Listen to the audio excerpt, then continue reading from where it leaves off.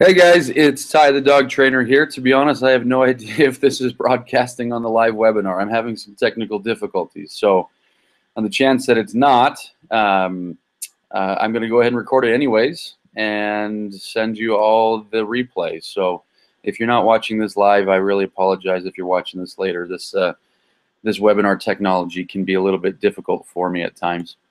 So, what I want to talk about today was how to save up to 25% on your dog food bill, have less shedding, visit the vet less, deal with less poop, and have a healthier dog.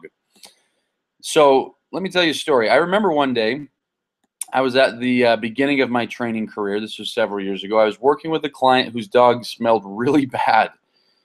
The dog had various diseases and various allergies that he was always being treated for. The veterinarian had them on a whole variety of steroids and medications and who knows what. But the dog wasn't thriving in spite of all of these things. It so happened that I had recently become a distributor for a dog food that I really liked. And for those who want to feed kibble, I still think it's one of the best out there. And here's my shameless plug. Do research on dog food, but if you want to see one that I like, you can go to tysdogfood.com. It comes shipped to you. Now, that's not the purpose of this webinar. I'm not trying to push that on you, just giving that as an alternative if you don't want to feed the way that I'll recommend here in a little bit. If you like to feed kibble, then tysdogfood.com is a great one. In any case, this dog was eating a very popular brand of food recommended by their vet. I won't name what the brand is. I'll just tell you that the brand name rhymes with Schmeiant Schmeiet. Maybe you know what it is. I told them they ought to try a different food and recommended one, the one that I had previously mentioned, the one that I'm a distributor for. So they gave it a try. I remember coming back a few weeks later to do our next training session. When I went into the kitchen, I saw a huge mess on the floor. There was dog food spread all over the place. I asked them what had happened. I was like, oh my gosh, is this a new dog training problem that we have to solve? Your dog's like a sloppy eater now? They relayed to me that they had decided to switch to the food that I'd recommended. They had decided to switch slowly, though, so they were mixing the two brands together. The problem, though, was that when presented with both options, their dog only liked the new food, not the Schmeiant Schmeiet food. So it would literally pick through the dish, spit and kick the old, aside the old food, and it would just eat the new food, and it would create this huge mess in the kitchen. The result was a big mess. But the bigger result came later once the dog completely switched over. The dog stopped smelling so bad. The dog odor in their house went away. The dog stopped shedding so much. He stopped pooping 4 to 6 times a day. Does your dog poop 4 to 6 times a day? If he does, it's not normal. Some people have just learned to kind of put up with that, but that's not a normal thing.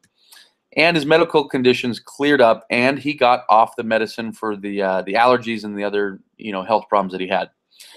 This was the first time in my career that I started putting together the benefits of a great diet with the overall health of the dog, including coat, bowel movements, medical conditions, and more. I know what you're saying. Duh. Of course those things are affected by the dog's diet.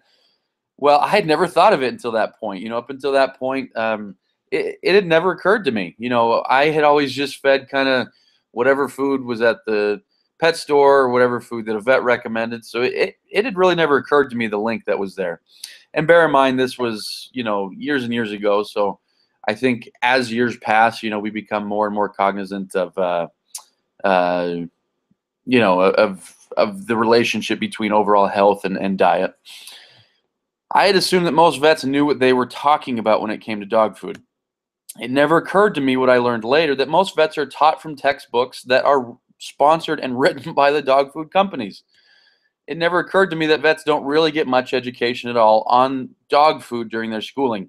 And as I say this, I don't mean to disparage vets. I love vets. But when I started doing the research, I found that the food that most of them recommended was absolutely awful. Not just, hey, there's better alternatives, but this food that you're feeding is bad. It actually causes problems. It was the cause of lots of health problems, including cancer, gastrointestinal problems, skin conditions, and even behavior problems. Yes, even behavior problems. And as a trainer, of course, that's, something that's very near and dear to me. From that time on, I started recommending this food, the other food that I was talking about, the one at TysDogFood.com.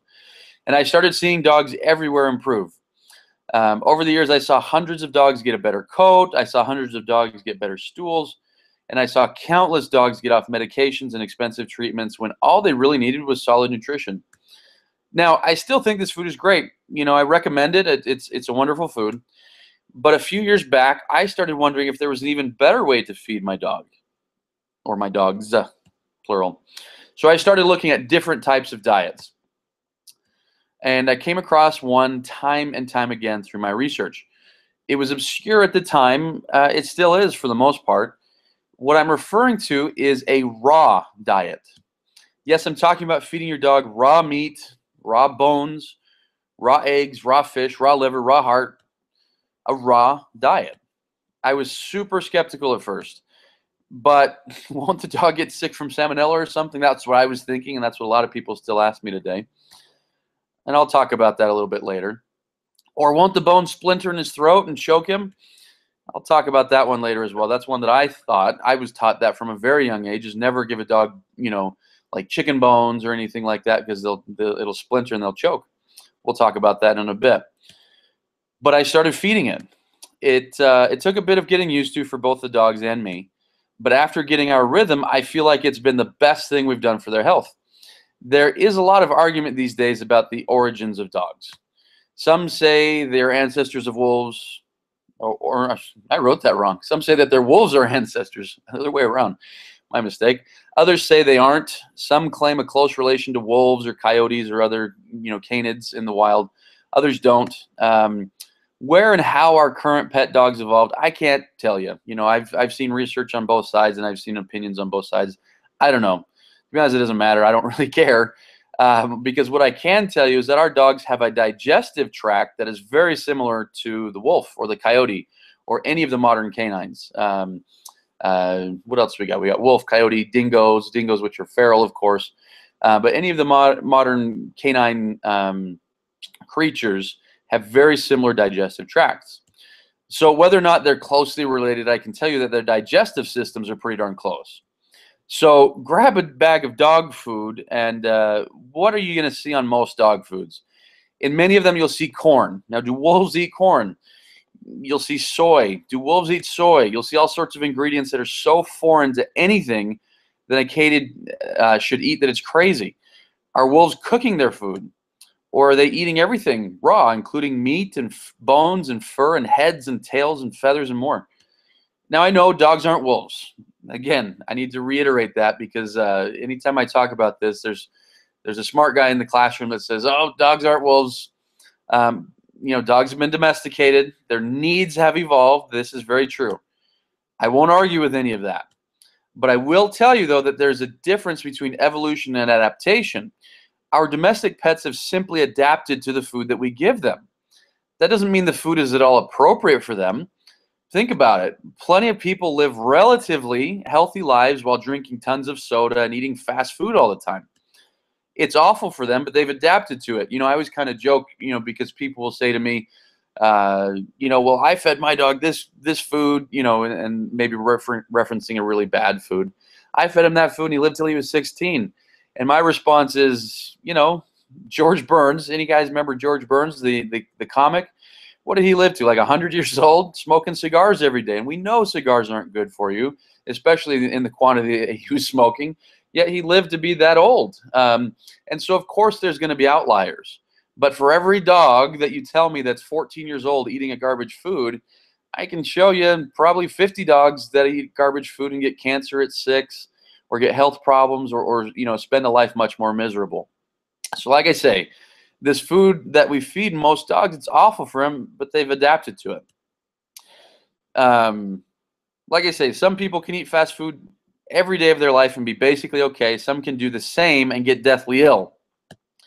Regardless of the individual body's reaction to daily fast food, it doesn't change the fact that a human body should not be eating fast food on a daily basis. The same is true for dogs. Some can eat lousy kibble day in and day out and live a long and relatively healthy life. Others will get deathly ill from their kibble. Neither of these cases changes the fact that eating a lousy kibble is just a bad choice for a dog. So it's based on this idea of feeding a more primal, a more natural diet that more and more dog owners are moving towards a raw diet for their dog. The bottom line is that a dog's digestive system is not designed to be eating cooked meats, grains, vegetables, things like that. Now, if kibble is what it has to be, a dog will adapt, and there are better kibbles than others. I mentioned one at the beginning of this presentation. I recommend you do research and find, some really great kibbles out there.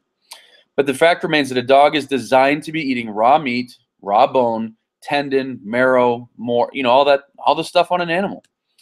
Before I get more into the raw diet, let me tell you about a few ingredients in most dog foods.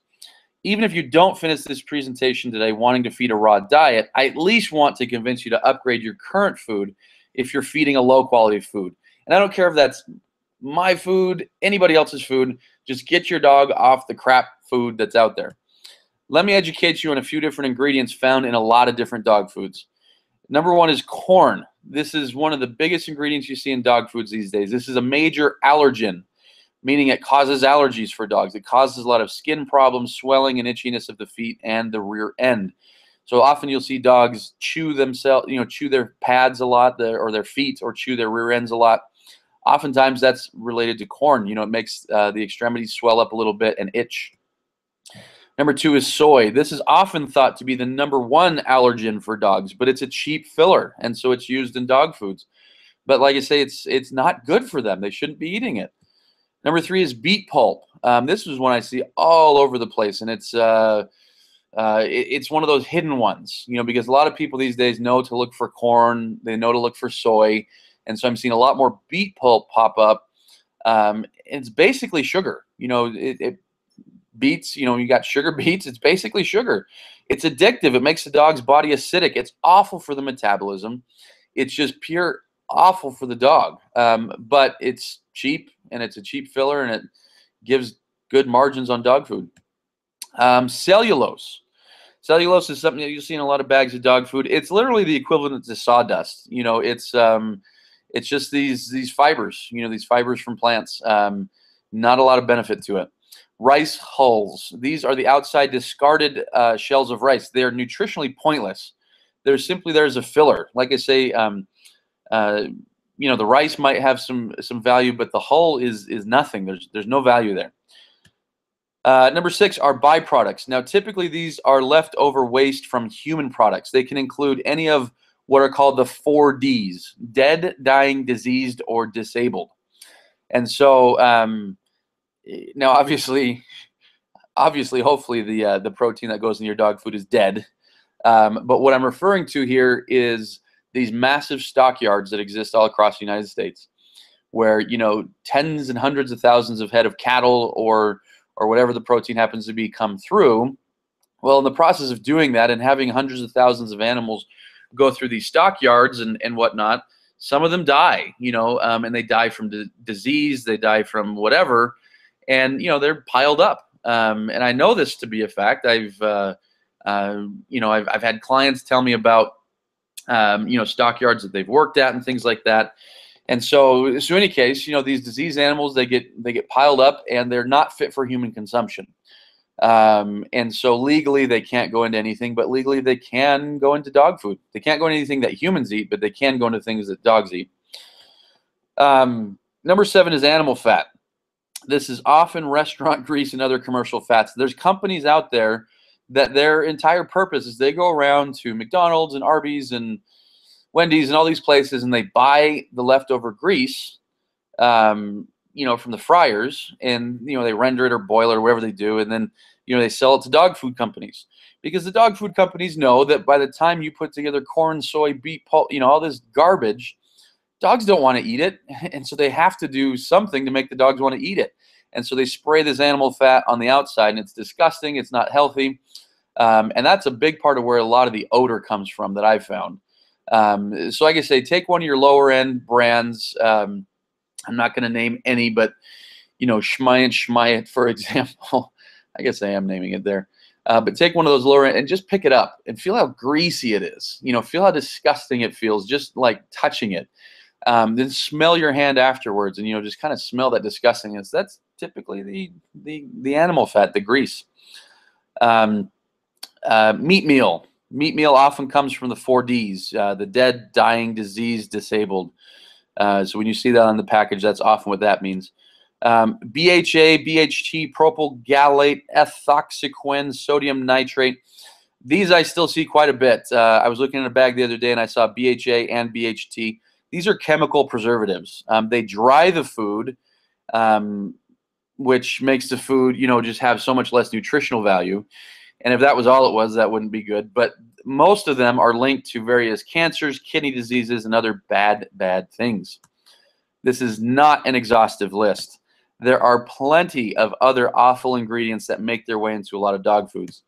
Let me tell you something else that will have you hopefully think further about a raw diet versus a kibble diet.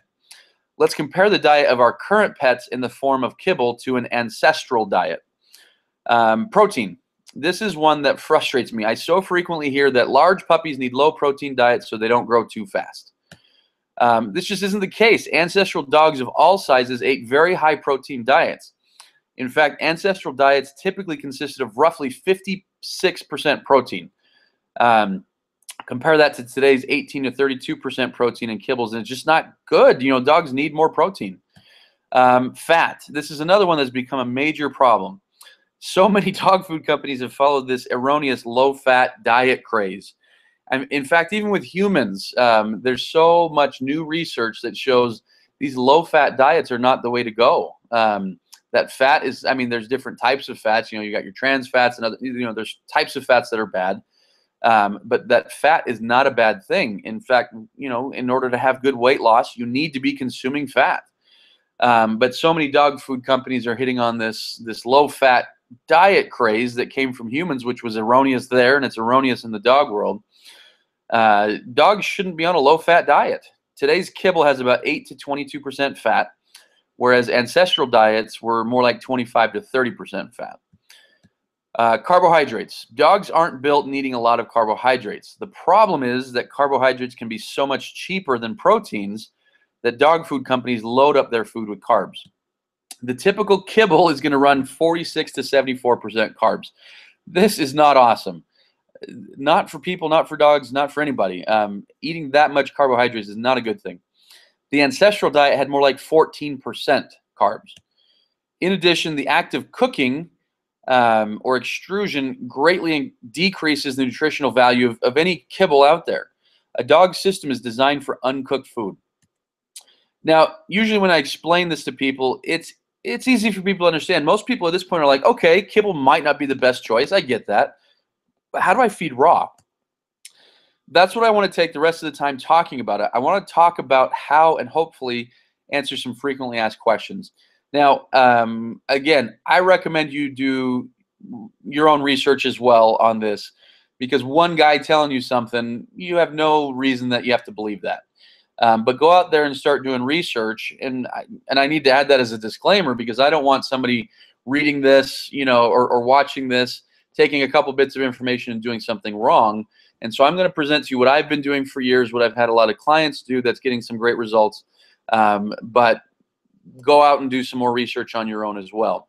What I'm designing this for is a jumping off point to help you really figure out what's the best thing for your dog. Let's talk about composition and amount. As a general rule of thumb, I like to feed a ratio of 80-10-10. That's 80% flesh, 10% organs, 10% bones.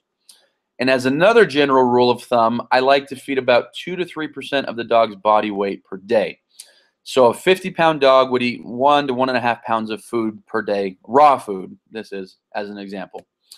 Those are just rules of thumb. Every dog is different. Every dog needs different things, which is one reason I really like a raw diet. You can change things as you notice things with your dog. Kibble is kibble, same bag, same composition in every bag. For example, I've recently noticed my own dog, he's a Rottweiler, he's getting a bit skinny on 2% a day, so I've simply upped his intake just a little bit, not even to 3%, probably 2.25, 2.5. Let me go back up. Yeah. And so I've upped it just a little bit, and within about 2 weeks, he's put on a little bit of weight. I don't weigh him. I'm simply looking at him, and I'm looking and seeing, I'm seeing too much leanness on his ribs. Generally, you want to be able to run your hand over the dog's ribs and feel them under a light layer of fat, but not really see them. Maybe see kind of the last rib or two, kind of poking out just a little bit, the last rib or two going towards their rear end. And I was starting to see a little bit more than that, so I just simply upped it a little bit. And I'm guessing I will probably up it for a little bit, and probably as he kind of gains balance again, we'll probably go back down to about 2, because that's where he's been for a long time. The question I get, all the time is, aren't bones bad for dogs? Won't they splinter in their digestive system and poke them? It is possible. It's also possible for dogs to choke on kibble. It's not likely that either dog does that. Where most dogs will choke on a bone, or where a bone will splinter, is a cooked bone. And that's a big difference. Cooked chicken, beef, pork bones, for example, are very capable of splintering in your dog's system. While it can happen with a raw bone, it's highly unlikely. Raw bones just don't splinter the way the cooked bones do. My personal dogs have been eating raw chicken bones for years now. The bones are soft, easily digestible, and have lots of nutrients. As a treat, they'll sometimes get bigger, meatier bones to work on, but bones have been just fine. They've had pork, fish, chicken, and beef, all with no issues. In addition, I've fed them things like duck heads, where not only are they eating a skull, but they're also downing beaks and feathers. Again, no problem with any of that. The next question I always hear is, what about salmonella and other bacteria? Salmonella and bacteria are found on raw chicken and poultry, but they're also found on the floor and on your sink and all over your house, for that matter. There's probably salmonella in your bed sheets. There's probably salmonella in a dozen places in your kitchen. Your dog system is designed to deal with this bacteria. Now, don't get me wrong. I need to add a disclaimer. Any food can contain a bacteria or impurity that can make your dog sick. I don't want you to think it's impossible for a dog to get sick from raw feeding. But my experience has seen many dogs get sick from impurities in kibble. I know of only one person. Now, this is all anecdotal, so take that for what it is. But I know of only one person that once had an issue with their dog getting sick from raw feeding. And going back to that, they attributed it to getting some bad protein.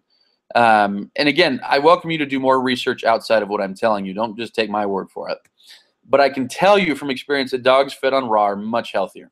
So the next questions often are, well, how can I do this? And how am I actually going to save money with this? Like I said earlier, you generally want to look for an 80-10-10 ratio. If you can feed a whole carcass, this is a good way to do it, as the ratio the body naturally has is pretty good, pretty close to that. So if you have access to chicken carcass, rabbit carcass, or other small animal carcass, that can be a great way to feed, actually. If you don't, I usually don't, although I'm planning to start raising rabbits shortly for this purpose, then you'll need to piece it together. So here are some ideas. I'll often get chicken drumsticks from Costco or the grocery store. It's not uncommon for me to find them at 80 cents to $1.29 a pound. The drumsticks often form a foundation for what I feed. They are meaty, but also contain some nice bone. I'll get duck heads from an Asian market. There's one close to me. And I know tons of communities have Asian markets. I'll get what's called espinaca from Latino markets.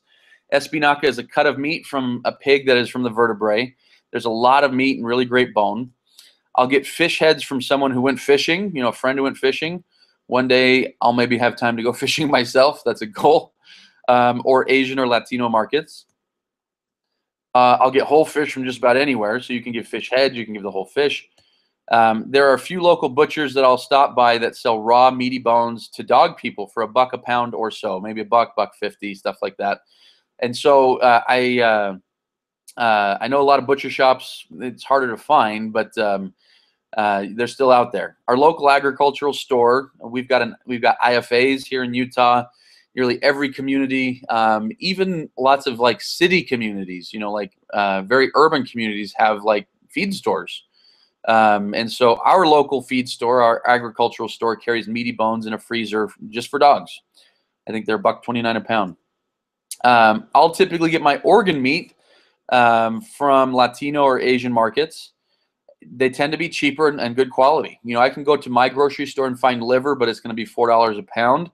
But I can usually find liver for $1 a pound, and sometimes can even get heart or brain at Asian or Latino markets. Am I disgusting you yet? Hopefully I am. In your mind, you're picturing, oh my gosh, brain and liver and kidney. Let me discuss you further. I'll often get tripe and stomach from Latino markets, and this is great stuff. Very good for your dog. I'll get chicken feet, great source of glucosamine, from Latino or Asian markets for about $1 a pound. I'll get raw eggs from just about anywhere. You know, any grocery store is going to sell eggs. It seems like every community I go to these days, you know, if it's even slightly rural, you'll see somebody with a sign out in front of their house saying, you know, that they'll sell you organic chicken eggs from their backyard. Going back to that, I do it 2 ways. I've got 2 dogs, my Rottweiler, and I just toss him a raw egg. He eats the whole thing. I've got a little female mutt. She's a little bit older. She's 12 and a half. She doesn't like the shell, and so I'll sometimes just crack an egg and like in a bowl or something and let her just eat the yolk and the white, and she loves it. Walmart frequently sells chicken gizzards and hearts for about $1.29 a pound, so there's some more organ. We've got a local place to us here that processes Hunter's deer meat, and we'll get it for just over $1 a pound in addition to some nice bones. Great quality stuff. Tons of communities are going to have these processing plants for hunters. There's about 3 here locally that I can think of that are geared towards hunters. You know, hunters go out, they get the venison, they get the deer, the elk, the antelope, whatever they hunt in your neck of the woods. And they've got to have somewhere to process it. And so, of course, some hunters do it on their own, but a lot just simply load it up in the pickup, take it, you know, drop it off at a game processing place. And if you can find one of those places, those are often a gold mine, because a lot of the hunters don't take all of the meat. For example, here in Utah, I believe it's the law that you know, you have to process the deer. And so some of these guys are just hunting for sport. Guys and gals are hunting for sport, and so to comply with the law, they'll just take the carcass in, and they don't care about the meat. And so a lot of these places will be selling this meat because it's free to them, and they just turn around, process it, and they can sell it for fairly cheap. Like I say, I think ours is $1.19, $1.29 a pound for some awesome venison and bone and organ all mixed together. Like I said earlier, butcher shops seem to be less and less common these days, but if I'm in the neighborhood, I drive by and will sometimes get scraps for free, and other times just see what cuts they have cheap or what specials they may have for dog owners. Now, one thing I've been seeing crop up a lot in our community here in Salt Lake and surrounding areas, and when I travel, I see it crop up, is a lot more people are health conscious and food conscious these days. And so I'm seeing a lot more smaller grocery stores pop up that have like more old time butcher shops, you know, where they actually, you know, they're not getting all the meat in already cut, you know, they're processing meat there in-house. And it doesn't even have to be one of these smaller local, you know, neighborhood type places. You know, you look at Whole Foods, you look at some of these major ones, they've got butcher shops. Now, not all of them, but some of them will allow you to come just grab cuts, or maybe they'll sell them cheap or whatnot. But yeah, so even if you don't have one of these smaller local ones, head to your regular grocery store and just ask the butcher, you know, do you guys have trimmings? Do you guys have bone? You know, ask what they've got. You see, a lot of the less desirable cuts for us Americans, I don't know if you're watching this from America, but a lot of Americans, you know, don't want the less desirable cuts. So things that have more bone, sinew, gristle, you know, end up costing less because people don't want to eat it here. And so as a result, it's cheap, but it's also amazingly good for your dogs. It often makes for cheaper cuts because they're less desirable. That's where I get my stuff. I have friends, clients, and know other dog owners who get their food from other places, including hunting. You know, they're hunters themselves, and they just get their stuff processed. And you know, I'll know folks that you know, every year they'll get an elk, or every year they'll get a deer, and they'll eat some of it, but maybe they don't like deer so much, and so, you know, the dog gets to eat great for months. Fishing, like I say, fishing is so amazing. You know, there's so many good oils in fish that that feeding fish is wonderful. So even if you don't fish, figure out a way to get some fish into your dog. A lot of folks, like I say, these days are raising their own chickens, rabbits, sheep, goats, etc. And I can think of two places, for example. So in our local community here, we have a Facebook group for people who feed raw. It's just for people in our area. And then there's a big Yahoo group, if you're on Yahoo, of people who feed raw. And all over the place, you'll see people who raise their own chickens, rabbits, sheep, goats, etc., specifically for the idea of raw feeding, to their dogs. And so you can obviously do that yourself, or hook up into a Facebook group or a Yahoo group and find folks that are doing it and buy it from them, usually fairly cheap. You can go buy processing plants to buy in bulk, or even get free leftovers depending on the processing plant. You can get really intricate with this. I know a lot of folks who do. A lot of folks who are like finding obscure sources and whatnot. They get into it. They enjoy it because they want to give their dog some really great stuff, and they don't want to be paying $8 a pound for it. And so if you do some legwork, oftentimes you can end up saving quite a bit. And there are ways to pay $8 a pound, and that's something I did want to bring up. Is I've seen raw food becoming much more mainstream to the point to where now it's sold at pet stores. And if you've been to some of the big box pet stores, the big chain pet stores, you've probably seen a refrigerated section or a frozen section pop up. Now, there's a lot of pre-prepared raw foods that are good. There is, but a lot of them, I'm shocked. I was at a pet store the other day and saw, a raw food that was being fed. And I think it was $7 or $8 a pound. And not only that, when you look at it, yeah, it had a lot of meat, but it was just chock full of veggies. And so, dogs don't need vegetables. That's not part of their diet. And so here they had they were kind of following the same model as kibble. They were taking the cheapest filler they could, getting it in there, and adding some raw food and charging a huge premium for it. So you can go that way. I would recommend against it. Yeah, you could go that way, but do a little bit of legwork. You'll be happier. Or like I said, you can keep it simple like me. Our staples are organs from the Latino market, eggs, and different cuts of chicken I pick up at any grocery store. And again, I'll add different stuff, fish and other things. But as far as our staples, what doesn't take me much time to do it all, that's what we do. So how does this save money, you might be asking? Here's what I found. I used to feed my dogs the kibble I recommended, TysDogFood.com, great food. But I would go through about 70 pounds of food per month with my dogs. Sometimes 80, sometimes 70, but anyways, about 70 pounds. Now the food is roughly $2 a pound, so I was spending about $140 a month on food. My two dogs collectively weigh about 140 pounds, which translates to just under 3 pounds of food a day when fed raw at 2% of their body weight. To make the numbers even, let's say 3 pounds is something they need, as sometimes they need a bit more than 2%. So we'll round up. 3 pounds of food a day makes for about 90 pounds of food total. So bear that in mind. With raw, I feed 90, maybe 100. With kibble, I was feeding maybe 70. Kibble is so dehydrated that all the moisture is taken out, so you feed less of it, and therefore some of it, less of it by pound, that is. And so sometimes dogs get more hungry. I found my dogs on raw are less hungry and happier that way.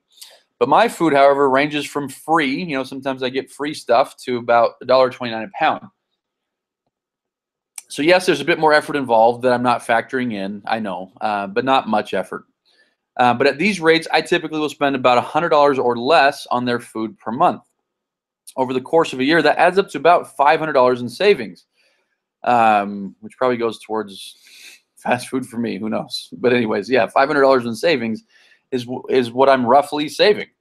Now, when you combine that with not needing to brush their teeth, so my dogs are old now, like I say, 12 and a half, 10 and a half. They've got great teeth. You don't need to brush them really when you're feeding raw. Teeth brushing, wolves out in the wild don't need to brush their teeth. They're chewing on great stuff all the time. Less dog odor, with poop that hardly needs to be picked up. So back to the dog odor, I have to bathe my dogs less than I used to on kibble. I don't know the answer to why that is, I'm going to be honest, but it's got to have something to do with, I don't know if you've ever noticed, like if you eat different foods, your skin feels different, Like if you're just eating garbage food for a while, you don't feel good. Your skin doesn't feel good. And so I'm guessing it's the same with, with dogs. The better they eat, the better their skin is, the better their fur is, etc. So I have to wash, bathe them less. Poop that hardly needs to be picked up. This is huge. I like this. Now we pick up food. We pick up dog poop in the yard because, we want to keep a clean yard. But if you miss a spot or two, it like disintegrates to this white nothingness pretty darn quick, within a couple days. And I always kind of remind people, do you remember, it depends on how old you are. I'm in my mid-30s, but when I was a kid, dog food turned white. I don't know if you remember that as an adult, that dog poop used to turn white. It doesn't turn white anymore, does it? When dogs eat regular kibble. And the reason why is they hardly put any bone meal into kibble anymore. And that's so important. Dogs need that. That needs to be, a good chunk of their diet. 10%, 15% of their diet should be bone. And yet it's not put into, hardly any of it is put into dog food anymore. And so, like I say, when my dog's, on this raw diet, the poop just kind of disintegrates. They need less, they shed less, which is awesome, which is huge. We never need to go to the vet. Now, who knows? Maybe that's tough to say that, oh, yes, absolutely, that's because of raw. I believe it is. But you can make the argument, oh, well, maybe you feed them just awful food and they still don't need to go to the vet because they just have good genes or whatever. Maybe, but I doubt it. My Rottweiler is 10 and a half years old, and most Rottweilers that I meet at 10 and a half are these blobs of things that can hardly move. My guy is fit. He's in shape. He's athletic. And I attribute that to raw feeding for a big part of that. I'm in love with this kind of feeding. Caution, you do need to do a better job at cleaning with this diet. Your dog's system is prepped for these bacteria, but yours isn't. You don't want to cross-contaminate, so do be careful. So do you want to try it? Some people are afraid at first. I get that. Heck, some dogs are weirded out at first. When I first started, I'd give my dogs raw drumstick. They'd put it in their mouth and wouldn't know what to do. They'd actually spit it out and look at me in a very confused way. But if you want to try, I say go for it. My recommendation may not be what you think, though. A lot of people are so accustomed to gradually switching dog foods. I say, okay, if you switch from one brand to the other, do it gradually. And that's probably a good idea with kibble. Not probably, it is a good idea with kibble. With raw, you don't need to do that. In fact, it may actually be a bad idea. Kibble digests very slowly because it's mostly fillers. Raw digests quickly, very quickly. So if you're mixing the two, it's possible your dog gets an upset stomach from eating two types of things that are going to digest at such different rates. So if you decide to test it, just go for it from one day to the next. Today you're feeding kibble, tomorrow you're feeding raw. Your dog may struggle to eat the food at first if your dog is like mine. That's fine. If your dog doesn't eat, just take away the food and then offer it again at the next meal. Your dog will get it in time. He's not going to starve. Clean those dishes, get quality food and protein. Some people are going to want to supplement with sweet potatoes, rice, or other such foods.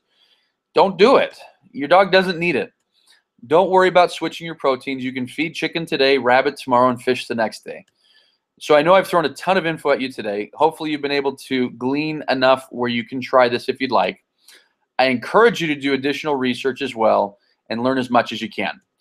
And if you have questions, feel free to send them to us, and we will do our best to answer them. But I appreciate you taking the time to watch this. Hopefully it's been informative. And, yeah, let me know how things go if and when you start feeding your dog raw. All the best.